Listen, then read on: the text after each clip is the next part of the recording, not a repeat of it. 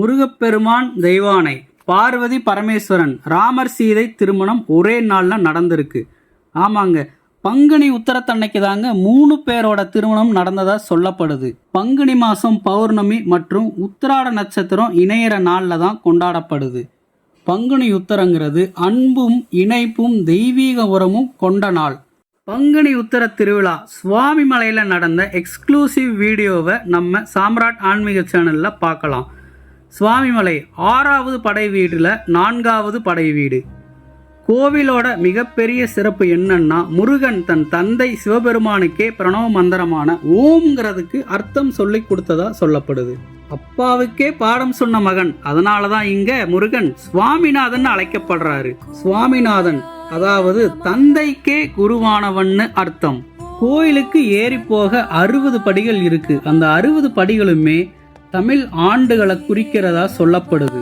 சுவாமி மலையில பங்குனி உத்தரம் 10 நாள் பிரம்மாண்டமா கொண்டாடப்படும். தினமுமே சிறப்பு பூஜைகள், அபிஷேகங்கள்னு நடக்கும். அதுல முக்கியம் திருக்கல்யாணம். முருகன் தெய்வானையோட டிவைன் வெட்டிங்கை பார்க்கறது ரொம்ப பாக்கியம்னு பக்தர்கள் நம்புறாங்க. அதுக்கப்புறம் தேர் திருவிழா நடக்கும். இந்த நாட்கள்ல கோவிலை சுத்தி ஆயிரக்கணக்கான பக்தர்கள் கூடுவாங்க. பால்குடம், காவடி எடுத்து பக்தர்கள் வந்து தங்களோட வேண்டுதலை நிறைவேற்றுவாங்க. அந்த முழு சூழலும் டிவோஷனலா இருக்கும். முருகன் அரோகரா அரோகராங்கிற நாமம் பூரா ஒழிச்சுக்கிட்டு இருக்கும். பங்குனி உத்தரம் என்ன சொல்லுது தெரியுமா?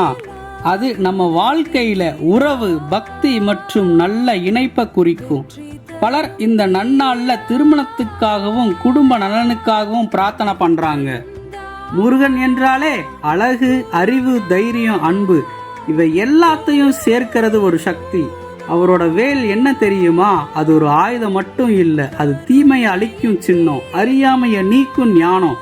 அதனாலேயே ஞான கடவுள்னு முருகனை அழைக்கிறாங்க. முருகனை பத்தி பேசினா பேசிக்கிட்டே இருக்கலாம். இது போன்ற ஆன்மீக தகவல்களை தெரிஞ்சுக்க த சாம்ராட் ஆன்மீக சேனலை ஃபாலோ பண்ணுங்க, சப்ஸ்கிரைப் பண்ணுங்க. நன்றி மக்களே.